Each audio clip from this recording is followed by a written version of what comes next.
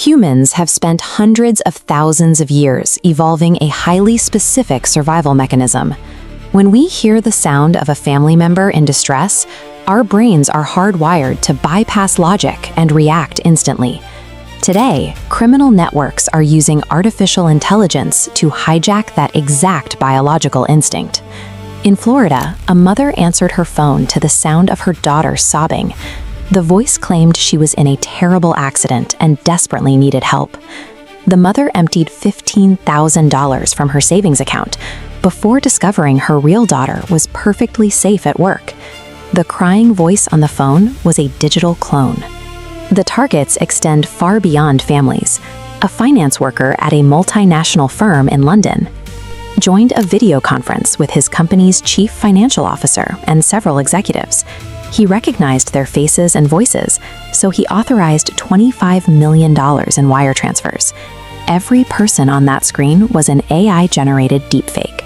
These attacks perfectly simulate a high-stakes emergency, overriding critical thinking by triggering a primal survival response. The Federal Trade Commission tracks these imposter scams. Official complaints jumped to 1 million reported incidents in a single year, costing Americans over $3.5 billion. This sharp increase in fraud is happening because the technology has crossed the indistinguishable threshold. This is the exact point in acoustic rendering where the human ear can no longer reliably separate a real voice from a synthetic one. This chart shows a 1,600% surge in deepfake voice attacks over a single quarter. Because the audio is now flawless, 1 out of every 3 AI-powered fraud attempts is successful.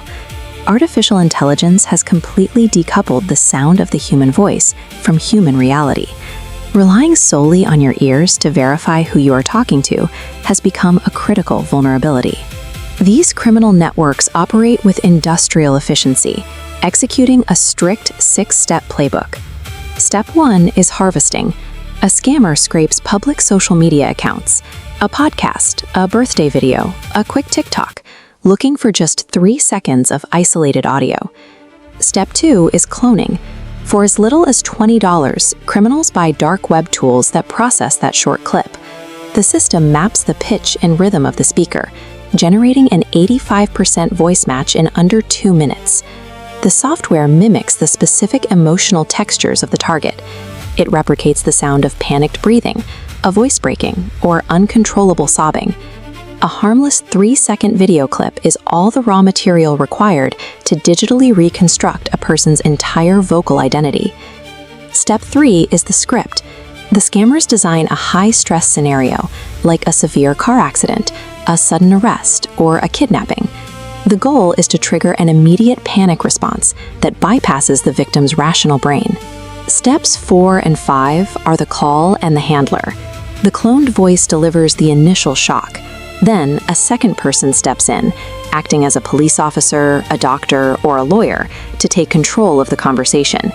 This fake authority figure demands payment to resolve the emergency.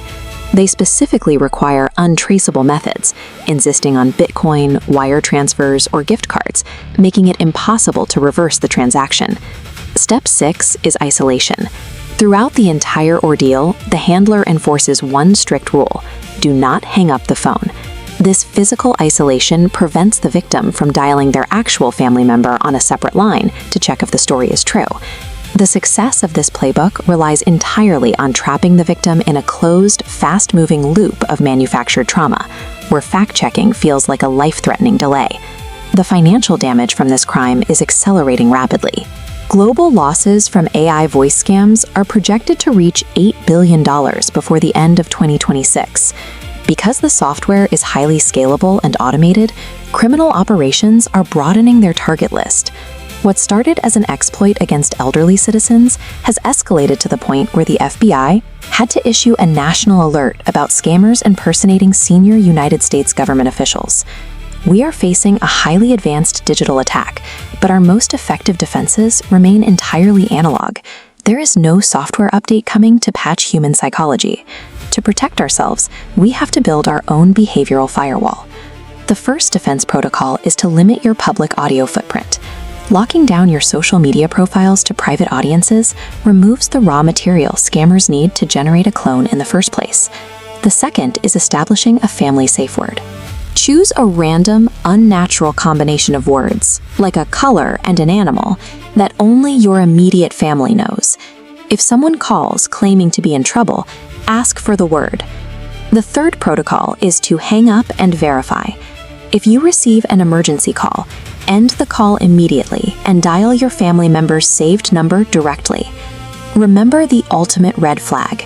Any urgent demand for an untraceable payment, paired with an instruction to keep the situation a secret, is definitively a scam. Criminal networks have figured out how to weaponize human love on an industrial scale.